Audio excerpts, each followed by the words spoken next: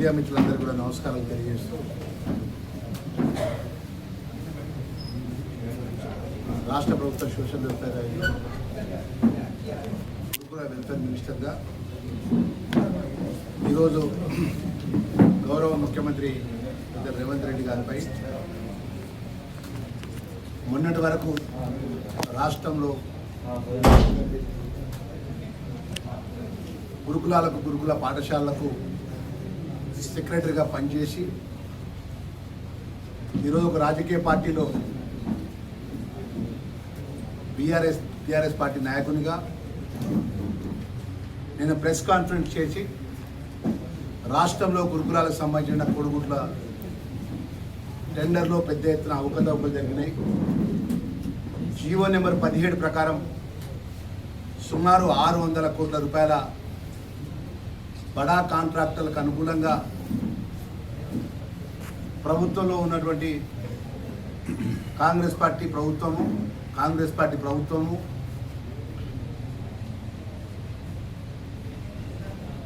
తప్పులు చేసిందని చెప్పి మాట్లాడినటువంటి ఏదైతే ఇప్పుడు బీఆర్ఎస్ పార్టీ నాయకులుగా ఉన్నటువంటి అప్పుడు సెక్రటరీగా పనిచేసినటువంటి ఆర్ఎస్ ప్రవీణ్ కుమార్ యొక్క మాటలు తీవ్రంగా ఖండిస్తున్నాము. ఒక బాధ్యత గల సెక్రటరీగా పనిచేసినప్పుడు ఆయన పనిచేసినటువంటి సందర్భంలో 14 నుంచి 18 నుంచి 20 వరకు రాష్ట్రంలో ఉన్నటువంటి బీఆర్ఎస్ పార్టీ ప్రభుత్వము మాజీ ముఖ్యమంత్రి కేసీఆర్ ఎన్నడన్నా సంక్షేమానికి సంబంధించినటువంటి హాస్టల్స్ సంబంధించిన పిల్లల యొక్క కష్టసుఖాలు పట్టించుకున్నాడు అని అడుగుతున్నా. నేను ఆ శాఖ మంత్రిగా సూటిగా నేను ఒక మాట అడుగుతున్నా. ఆ రోజు ఆయన సంక్షేమ శాఖ గురుకుల సెక్రటరీగా ఉండి అప్పుడున్న ప్రభుత్వాన్ని మాజీ ముఖ్యమంత్రి కేసీఆర్ మీద ఆరోపణలు చేసినటువంటి సందర్భంగా అనేక అంశాల లోపల వారు పదవిలో ఉన్నప్పుడు పదవి రాజీనామా చేసిన తర్వాత మాట్లాడిన సందర్భంగా బీఎస్పీ పార్టీ పెట్టి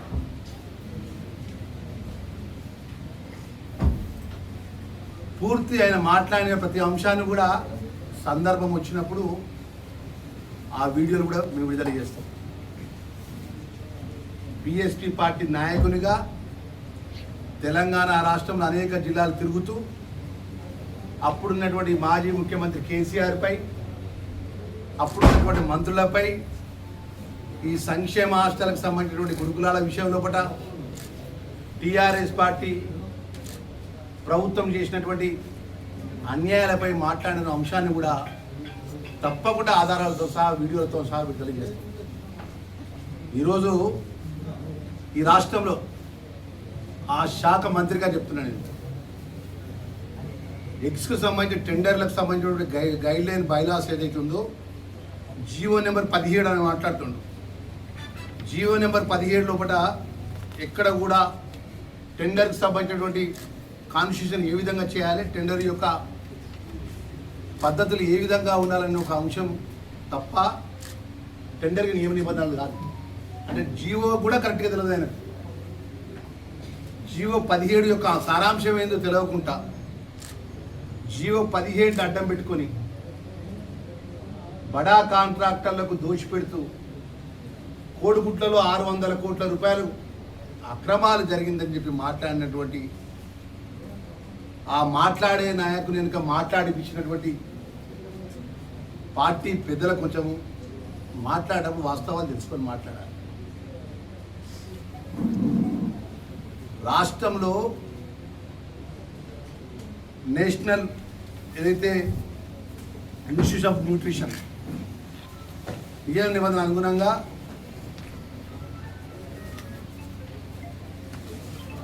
నేషనల్ న్యూట్రిషన్ అనుబంధంగా ఎక్కువ సంబంధించినటువంటి భారతదేశంలో ఉన్నటువంటి ఏదైతే ప్రభుత్వ నిబంధనల అనుగుణంగా నిబంధనలు ఏర్పాటు చేసుకోవచ్చు. దానికి జిల్లా కమిటీలను చైర్మన్గా జిల్లా కమిటీ గారి ఆధ్వర్యంలో టెండర్లు పిలిచి ఆన్లైన్ ద్వారా భారతదేశం నుంచి ఎక్కడి నుంచైనా ఆన్లైన్లో పాల్గొనే విధంగా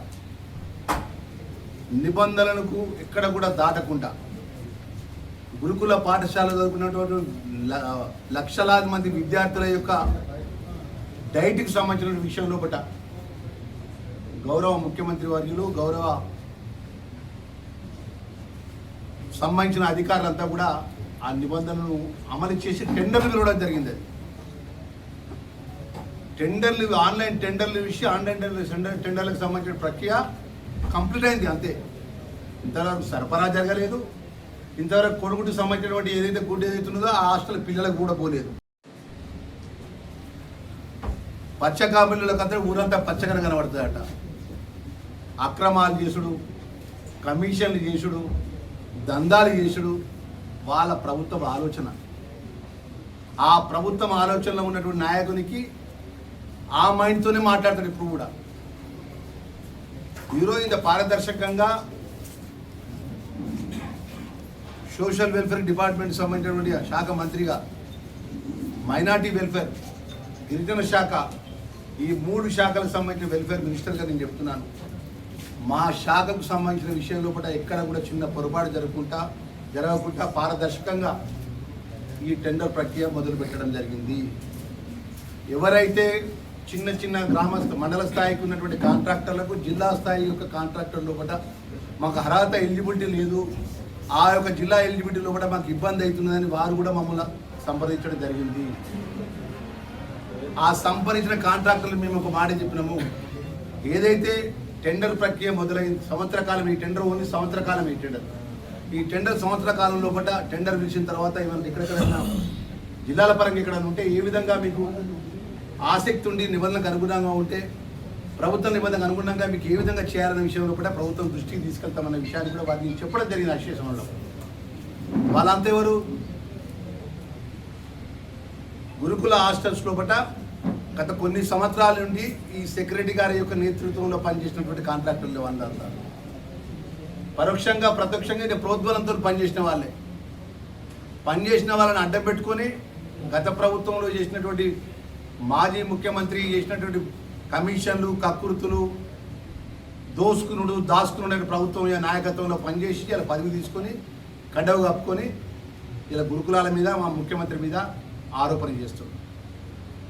మరి ఆ రోజు 10 సంవత్సరాలు ప్రభుత్వం ఉన్నప్పుడు నువ్వు బీఎస్పీ నాయకుడిగా నువ్వు మాట్లాడిన మాటలు, నువ్వు మాట్లాడిన అంశం ప్రజలకు జవాబు చెప్పాలి. ఎన్నడన్నా మీరు ఆలోచన చేసిందా? గత ప్రభుత్వం 10 సంవత్సరాలు తెలంగాణ రాష్ట్రంలో ఉన్నటువంటి బీఆర్ఎస్ ప్రభుత్వం గురుకుల హాస్టల్లో ఉన్నటువంటి డైట్ ఛార్జీలు సుమారు 200% పెంచిన ప్రభుత్వం ఈ రాష్ట్రంలో, ఈ దేశంలో ఏదైనా రాష్ట్రం ఉన్నదంటే గురుకులలో పిల్లలకు అది రేవంత్ రెడ్డి గారి ప్రభుత్వం. 200% డైట్ ఛార్జెస్, కాస్మెటిక్ ఛార్జెస్ ఒక్కొక్క స్టూడెంట్కు ఇగో ఇంత విద్యార్థికి ఇంత వేస్తున్నామని చెప్పేసి గత 10 సంవత్సరాలకి ఈ రాష్ట్రంలో అధికారంలో ఉన్నటువంటి ప్రభుత్వం మాజీ ముఖ్యమంత్రి కేసీఆర్ కానీ అప్పుడున్న ప్రభుత్వం పట్టించుకోకపోతే గురుకుల పిల్లలంతా మా పిల్లలు అని చెప్పి డైట్ ఛార్జెస్ పెంచి, కాస్మెటిక్ ఛార్జెస్ పెంచి ఒక పారదర్శకంగా టెండర్ ప్రక్రియ లోపల అధికారులతో చర్చించి జిల్లాలో ఒక యూనిట్గా ఆన్లైన్ ద్వారా టెండర్ నిర్వహణ చేస్తే నిర్వహణ పూర్తి కాకముందే ఆ టెండర్ యొక్క సరఫరా ఆ హాస్టల్స్ లోపల పిల్లలకు అందకముందే 600 కోట్లని తప్పుడు ఆరోపణ చేసేటువంటి ఆ పెద్ద మనిషికి ఏమని చెప్పాలని చెప్పి అంటున్నా ఈ సందర్భంగా.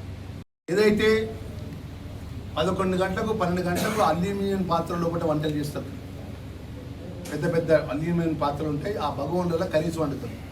కర్రీస్ వండి 10:30, 11 గంటలకు 11:30కు ఆ చింతపండుతో పులుపు వేసి ఆ టమాటాతో కర్రీస్ వండినాక అది మధ్యాహ్నం 1:30 వరకు భోజనం టైం వరకు అదే అల్యూమినియం పాత్రలు ఉండడం వల్ల కొంచెం పులుపు ఎక్కువ వచ్చి ఆ సెన్సిటివ్గా ఉండే విద్యార్థుల లోపల కడుపు నొప్పి కానీ వామిటింగ్స్ కానీ వస్తున్నాయనే విషయం లోపల యావత్తు తెలంగాణ రాష్ట్రంలో గురుకుల హాస్టల్స్ అన్నిటి కూడా స్టెయిన్లెస్ స్టీల్ పాత్రలు వాడకం చేయాలని చెప్పి ఆదేశించి సుమారు 7 కోట్ల రూపాయలు మొత్తం ఎంటర్ ఒక్కొక్క హాస్టల్కి ₹1,00,000 చొప్పున స్టెయిన్లెస్ పాత్రలు, పెద్ద ఎత్తున పాత్రల గురించి వంట, ఒకవేళ అల్యూమినియం పాత్రలు వంట చేసిన వెంటనే ఆ వంట ఉన్నటువంటి ఏదైతే కర్రీస్ బెండకాయ కానీ పప్పు కానీ ఇంకేమైనా ఏ వెజిటబుల్ కర్రీస్ వండినా లేదా చికెన్ వండినా ఎంబడే ఆ స్టెయిన్లెస్ స్టీల్లకు దాన్ని ఎంబడే ఆ వండిన పాత్ర నుంచి తిరిగి దాంట్లో పెట్టి పిల్లలకు సరఫరా చేసే విధంగా మేము ఆదేశాలు ఇవ్వడం జరిగింది. పిల్లలకు చదువు సంబంధించిన విషయంలో బట్టి మొన్ననే మేము గౌరవ ముఖ్యమంత్రి గారి చేత బాబు జగజీవన్ గారి యొక్క హైదరాబాద్లో జరిగినటువంటి హాల్ లోపల తెలంగాణ రాష్ట్రంలో NIT, IIT, మెడికల్ ఈ గురుకులలో చదువుకునే ఉన్నతమైనటువంటి స్థాయిలో కూడా వచ్చిన పిల్లలకంతా ప్రతిభా పురస్కార్కు సంబంధించిన అవార్డ్స్ ఇచ్చినాము, నగదు పైసలు ఇచ్చినాము అంత పిల్లలందరికీ. ముఖ్యమంత్రిగా చేతుల మీదుగా గ్రామీణ ప్రాంతంలో చదువుకున్న గురుకుల పిల్లలంతా కూడా ఉన్నతమైన చదువులు చదువుకొని ఒక డాక్టర్ అయి, ఒక IITI, ఒక JEE ఇంకా ఉన్నతమైన స్థాయిలో వెళ్ళే విధంగా పిల్లలు ప్రోత్సాహపరంగా దేశంలో గొప్ప ర్యాంకులు వచ్చిన పిల్లలందరినీ కూడా సుమారు 1000 మంది విద్యార్థులను ఒక దగ్గర కూర్చుండబెట్టి ముఖ్యమంత్రి చేతుల మీదుగా వారికి సన్మానం చేసి వారికి నగదు ఇచ్చిన ఎన్నడన్నా మాజీ ముఖ్యమంత్రి కేసీఆర్ చేసినాడా? ఎన్నడన్నా మాజీ ముఖ్యమంత్రి పోయి సంక్షేమ హాస్టల్ పిల్లలతో కూర్చొని భోజనం చేసిండా? 10 సంవత్సరాల లోపల చెప్పమనండి. RS ప్రవీణ్ కుమార్ని, ఆయనే కదా సెక్రటరీగా ఉన్నాడు. టైము డేట్ చెప్పమనండి. మా ముఖ్యమంత్రి గారి పిల్లలతో కలిసి భోజనం టైంతో డేట్తో సహా మేము చెప్పడానికి సిద్ధంగా ఉన్నాం. మా మంత్రులు భోజనం చేసినారు, మా కలెక్టర్లు భోజనం చేసిండు, మా ఎమ్మెల్యేలు హాస్టల్ నిద్ర చేసినారు. నేను 2 నెలలు అవుతుంది, నేను సుమారు 8 నుంచి 9 హాస్టల్స్లో భోజనం చేసినాను.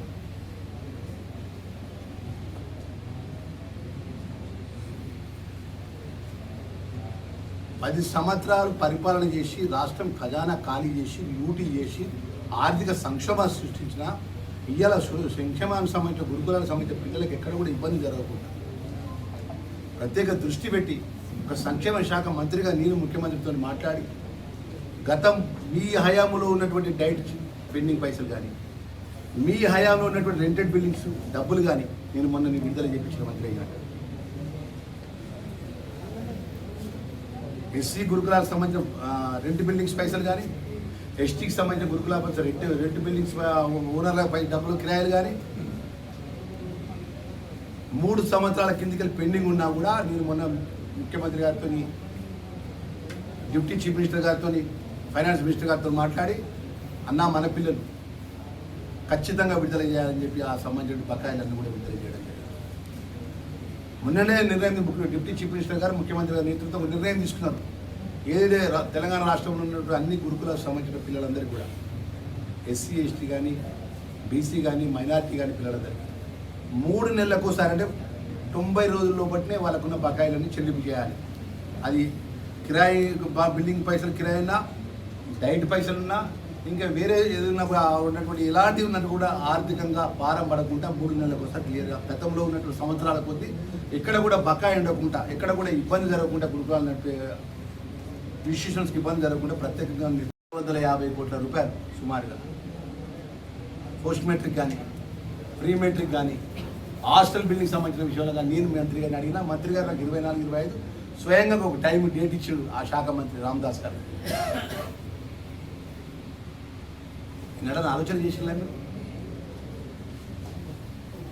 ఈరోజు ముఖ్యమంత్రి రేవంత్ రెడ్డి గారి నేతృత్వంలో పట్ల మీరు 10 సంవత్సరాలు ఎన్నడన్నా మీ మాజీ ముఖ్యమంత్రి కేసీఆర్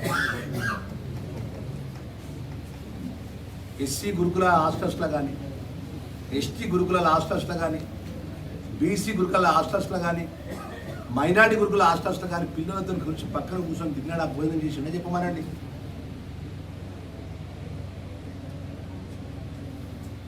BSP పార్టీలు దొరగారనే పొట్టి నువ్వు గడిల పాలనంటివి, దొరల పాలనంటివి, సంక్షేమాన్ని విస్మరించినలాంటివి, సంక్షేమాన్ని పెడదవులు పెట్టినలాంటివి, హాస్టల్ పిల్లల జీవితాలు అధోగతాన్ని మాట్లాడుతీవి, పోయి దొరగారు సంకర చేతి ఎక్కడ కూడా ఈ ప్రభుత్వం ప్రజాపాలన ఇందిరమ్మ రాజ్యంలో కూడా గౌరవ ముఖ్యమంత్రి గారు పెద్ద రేవంత్ రెడ్డి గారి నేతృత్వంలో గౌరవ డిప్యూటీ చీఫ్ మినిస్టర్ గారు బట్టి విక్రమార్క గారి, గౌరవ మంత్రివారి జిల్లాకు సంబంధించిన మంత్రివర్యులు ఈ జిల్లా మంత్రి గారు నేను లక్ష్మణ్ కుమార్గా, ఈ జిల్లాకు సంబంధించిన మంత్రివర్యులు పెద్దలు శ్రీధర్ బాబు గారు, పొన్నం ప్రభాకర్ గౌడ్ గారు, ప్రజలతో ఎన్నుకోబడ్డ శాసనసభ్యులు కానీ పార్లమెంట్ సభ్యులను కానీ ఎమ్మెల్సీలను సభ్యులం కానీ మేము ఎవరం కూడా గౌరవ ముఖ్యమంత్రి గారు ఆదేశాలు ఇచ్చినారు. ఏ నియోజకవర్గంలో ఆ నియోజకవర్గంలో నెలకు ఒక్కసారి హాస్టల్ విజిట్ చేయాలి. హాస్టల్కి సంబంధించిన పిల్లల కష్ట సుఖాలు తెలుసుకోవాలి. హాస్టల్ పిల్లలతో మేము మమేకమై కూర్చొని వాళ్ళ యొక్క ఎడ్యుకేషన్ పరంగా ఏం జరుగుతుంది, చదువు పరంగా ఏ విధంగా ఉంది, ఫుడ్ పరంగా ఏ విధంగా ఉన్నది, హెల్త్ పరంగా ఏ విధంగా ఉన్నదని ప్రజాప్రతినిధులను ఆదేశించడం జరిగింది. మరి ఇన్ని విధాల సంక్షేమాన్ని దృష్టిలో పెట్టుకొని ఆ శాఖ మంత్రిగా ఈ జిల్లా వాసిగా సామాన్య కాంగ్రెస్ పార్టీ కార్యకర్తలు ఈ రాష్ట్ర క్యాబినెట్లో 4 ప్రధానమైనటువంటి శాఖలు నాకు అప్పచెప్పి ఈ యొక్క 2 నెలల లోపల నేను సుమారు ఆ శాఖకు సంబంధించినటువంటి సుమారు 300 నుంచి 400 కోట్ల రూపాయల బకాయిల్ని విడుదల చేయించింది.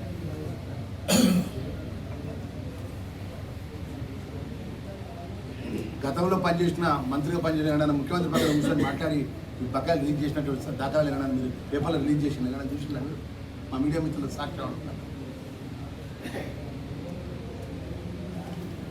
గౌరవ ముఖ్యమంత్రి వర్యులు యంగ్ ఇంటిగ్రేటెడ్ హాస్టల్స్ సుమారు 200 కోట్ల రూపాయలతో జగిత్యాల నియోజకవర్గానికి, ధర్మపురి నియోజకవర్గానికి ఎస్సీ, ఎస్టీ, బీసీ, మైనార్టీకి సంబంధించిన స్టూడెంట్స్ అంతా కూడా ఫస్ట్ క్లాస్ నుంచి ఇంటర్మీడియట్ వరకు, డిగ్రీ వరకు 25 ఎకరాల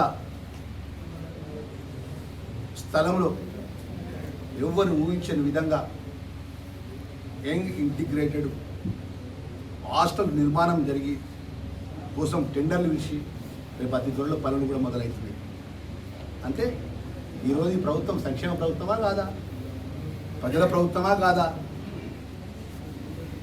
మీరు ఒక ఉదాహరణ చెప్పండి. 10 సంవత్సరాల లోపల నిన్న మాట్లాడినటువంటి పెద్ద మనిషి చెప్పమనండి. కాంట్రాక్టర్లు కూడా మాట్లాడారు. వారికి అనుకూలంగా లేకపోతే జీవోలో కొన్ని తప్పులు లేకపోతే వాళ్ళంత ధైర్యం చేసి మాట్లాడలేదు కదా. ఇప్పుడు ఒకటి కాంట్రాక్టర్లు గత ఎవరి హయాంలో కాంట్రాక్టర్ నియమించబడ్డారు వాళ్ళంతా వారి హయాంలో వారి యొక్క ఏజెంట్లుగా వారి తొత్తులుగా నియమించిన వాళ్ళే వారు మాట్లాడుతున్నారు. ఎక్కడ కూడా మేము ఆన్లైన్ ద్వారా ఎక్కడ కూడా నిజాయితీగా ఒక పద్ధతి ప్రకారం నేషనల్ యొక్క ఫుడ్ సెక్యూరిటీ పరంగా ఏదైతే నిబంధనకు అనుగుణంగా ఆ గుడ్డు ఒక వేటు, ఆ గుడ్డు మీద ఏదో హక్ మార్కు ప్రభుత్వ పర నిబంధనకు అనుగుణంగా ఎలాంటి పొరపాట్లకు అవకాశం ఇవ్వకుండా ఆన్లైన్ టెండర్ విషయం ఆన్లైన్ టెండర్ ప్రక్రియ లోపల ఆ పనులు చేపట్టే భాగంలో ఆయన కొంతమంది ఆయన ఎంబడిన కాంట్రాక్టర్ని ఎంబడి పెట్టుకుని ఆయన మాట్లాడడానికి సరైన పద్ధతి కాదు. ఆయన ఏదైతే మాట్లాడిందో అది కరెక్ట్ గానే కాదు. తీవ్రంగా ఆ శాఖ మంత్రిగా నేను బాధ్యత వహిస్తాను. ఎక్కడ చిన్న పొరపాటు జరగలేదు, ఎక్కడ పొరపాటు జరగడానికి అవకాశమే లేకున్నటువంటి ఆలోచన పరంగా ఈ సంక్షేమానికి పెద్దపీట వేసే విధంగా ఈ ప్రభుత్వం ముందు వరుసలో ఉంటున్న విషయాన్ని ఈ సందర్భంగా మరొకసారి మనం చేస్తాం.